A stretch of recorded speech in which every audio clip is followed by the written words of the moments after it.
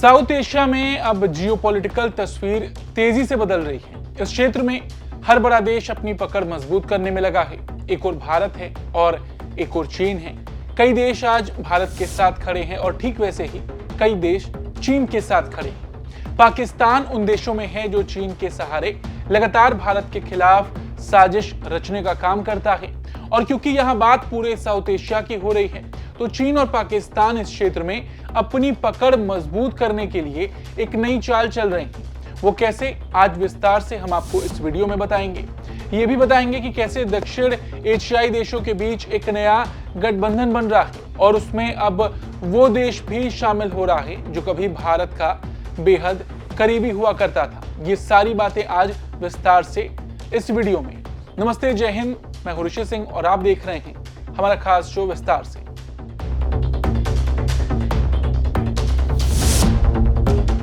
देखिए, हाल के दिनों में चीन पाकिस्तान मिलकर बांग्लादेश को अपने पाले में लाने की पूरी कोशिश कर रहे हैं और ये कहना गलत भी नहीं होगा कि यूनुस के सत्ता संभालने के बाद ये होता दिखाई भी दे रहा है।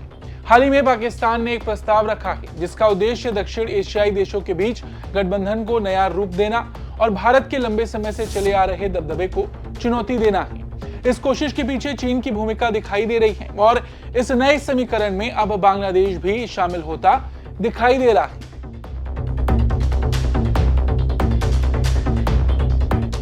देखिए, पाकिस्तान के उप प्रधानमंत्री और विदेश मंत्री इशाक डार ने खुद इस बात की ओर इशारा किया है कि पाकिस्तान, चीन और बांग्लादेश के बीच एक त्रिपक्षीय पहल शुरू हो चुकी है। इसके आगे अन्य दक्षिण एशियाई देश भी शामिल हो सकते हैं। डार ने इसे एक वेरिएबल जियोमेट्री मॉडल कहा, यानी वो साझेदारी वाली समूह जिसमें तकनीक, कनेक्टिविटी और आर्थिक सहयोग को प्राथमिकता दी जाएगी। संक्षेप में ये योजना सार्क की तरह है, लेकिन एक बहुत बड़ा अंतर है, इसमें भारत शामिल नहीं होगा। सार्क यानी दक्षिण एशियाई देशों की मल्टीलेटरल संस्था और ये लगभग 10 साल से इनएक्टिव है।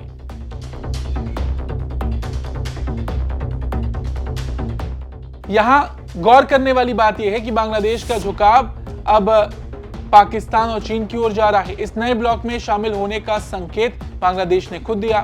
ढाका के विदेश मामलों के सलाहकार तौहीद हुसैन ने साफ कहा कि पाकिस्तान के साथ किसी ब्लॉक में शामिल होना बांग्लादेश के लिए रणनीतिक रूप से संभव है। अब सोचिए, ये वही बांग्लादेश है जिसकी आजादी के लिए पाकिस्तान से भारत ने जंग लड़ी थी, जिस देश ने बांग्लादेशी अवाम को सबसे ज्यादा प्रताड़ित किया था। आज वो उसका सबसे करीबी बन गया है।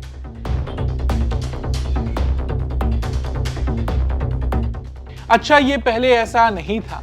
बांग्लादेश में 2024 में शेख हसीना के सत्ता से हटने के बाद ये समीकरण बदले हैं। हसीना के समय में बांग्लादेश ने भारत और चीन दोनों के साथ संतुलन बनाने की कोशिश की थी।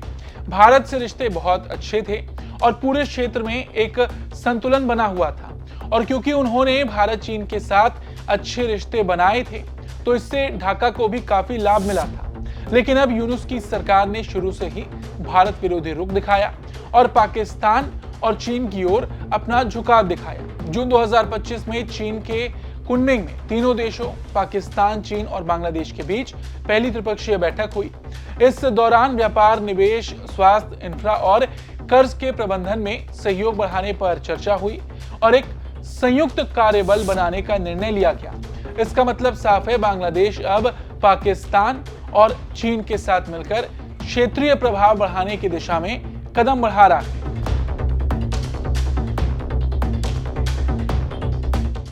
देखिए, विशेषज्ञों का मानना है कि पाकिस्तान सार्क की कमी को भरना चाहता है। सार्क जो 8 दक्षिण एशियाई देशों का समूह है, अब बिल्कुल सिंबॉलिक ही रह गया है। भारत और पाकिस्तान के बीच लगातार तनाव ने इसे इनएक्टिव बना दिया। अगर पाकिस्तान, चीन, बांग्लादेश ब्लॉक कामयाब हो गया तो ये सार्क के वैकल्पिक मंच की तरह काम करेगा, लेकिन भारत को बाहर रखते हुए। हालांकि इस ब्लॉक में शामिल होने की राजनीतिक चुनौती बड़ी है। अधिकांश देश, विशेषकर नेपाल, भूटान, श्रीलंका और मालदीव, भारत के साथ महत्वपूर्ण सुरक्षा, व्यापार और लेबर रिलेशन रखते हैं। ऐसे में भारत विरोधी ब्लॉक में शामिल होना उनके लिए जोखिम भरा हो सकता है।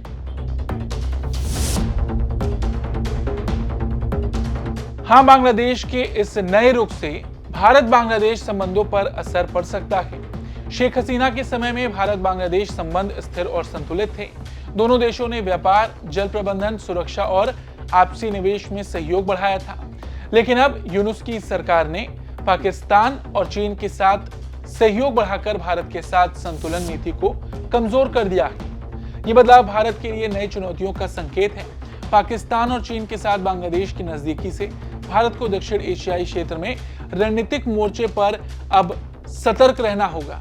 और देखा भी जाए तो पाकिस्तान के प्रस्ताव और बांग्लादेश की प्रतिक्रिया से ये साफ हो गया है कि इस ब्लॉक की नींव भारत को शामिल ना करते हुए रखी जा रही है। डार ने यह बात खुद कही थी कि इस ब्लॉक का उद्देश्य सहयोग है, न कि प्रतिद्वंदता।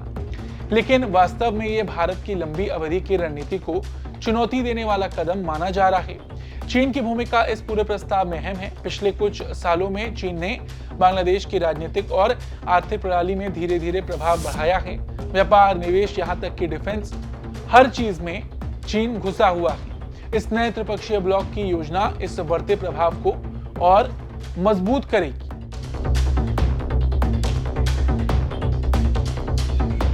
देखिए, दक्षिण एशिया में इस नए ब्लॉक के गठन से क्षेत्रीय राजनीतिक और आर्थिक समीकरण बदल सकते हैं। बांग्लादेश की भूमिका विशेष महत्व की है क्योंकि ये भारत के पूर्वोत्तर बंगाल की खाड़ी के लिए काफी महत्व रखता है। हालांकि यूनुस ने कई बार विवादित बयान भी दिया है इन क्षेत्रों को लेकर, लेकिन जैसा कि हमने कहा, ये समीकरण बदल रहे हैं।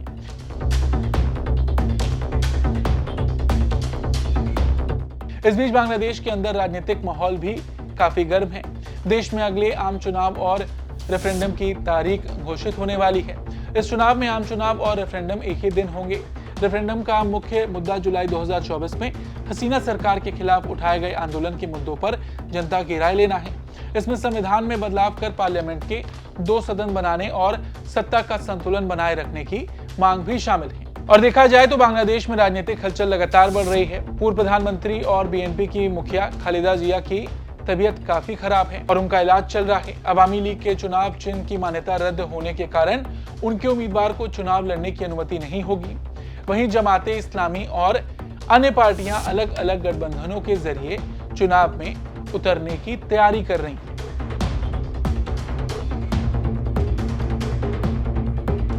तो संक्षेप में देखा जाए तो बांग्लादेश में एक साथ बहुत कुछ चल रहा है। एक तरफ चुनाव भी होने वाला है, दूसरी तरफ इस तरह की खबरें।